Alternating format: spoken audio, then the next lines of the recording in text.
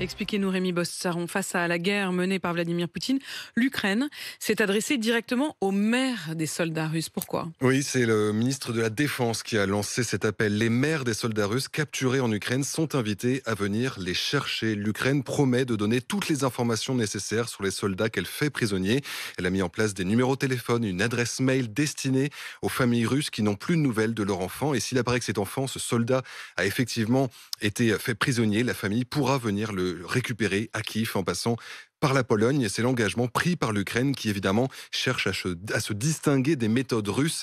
C'est le message envoyé par le ministère de la Défense. À la différence des fascistes de Poutine, nous ne faisons pas la guerre contre les mères et leurs enfants capturés. Voilà ce qu'il a dit donc. Et ce n'est pas un hasard si l'Ukraine a choisi de s'adresser aux mères des soldats russes. Oui, il faut savoir que ces mères ont un statut très particulier dans la société civile russe depuis plus de 30 ans, depuis la création de l'Union des comités de mères de soldats de Russie.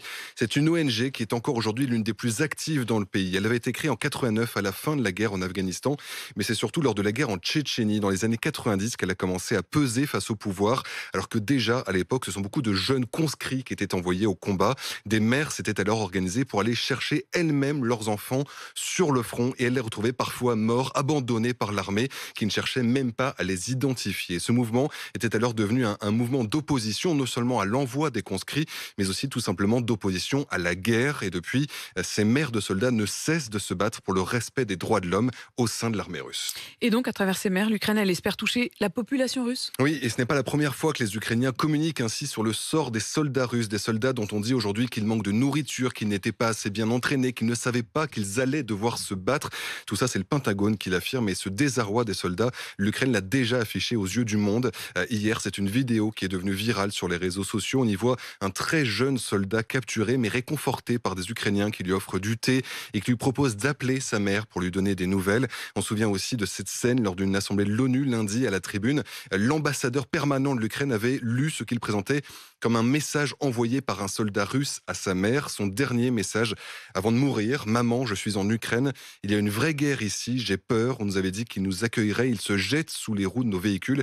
Ils nous traitent de fascistes. Maman, c'est si difficile. » C'est clairement une guerre de communication qui est menée par les Ukrainiens aujourd'hui. Oui, une guerre qui avait commencé avant même l'offensive russe. Quelques heures avant cette offensive, dans la nuit, le président ukrainien Volodymyr Zelensky avait prononcé un discours en russe dans lequel il s'adressait clairement à la population russe. « Écoutez-vous, vous-même, disait-il, écoutez la voix de la raison, le peuple ukrainien veut la paix. » Et depuis, il continue de s'adresser au monde sur les réseaux sociaux, sur Twitter, sur Instagram. C'est là qu'il forge son image de résistant, en s'adressant les yeux dans les yeux aux millions de personnes qui le suivent désormais. Une façon de jouer sur un contraste saisissant face à Vladimir Poutine, le président russe, qui lui apparaît froid, brutal et surtout isolé, même quand il reçoit ses plus proches collaborateurs qui restent très loin de lui à sa table. Un homme qui semble coupé du monde et que les Ukrainiens voudraient sans doute couper de sa population par la force des images et des mots.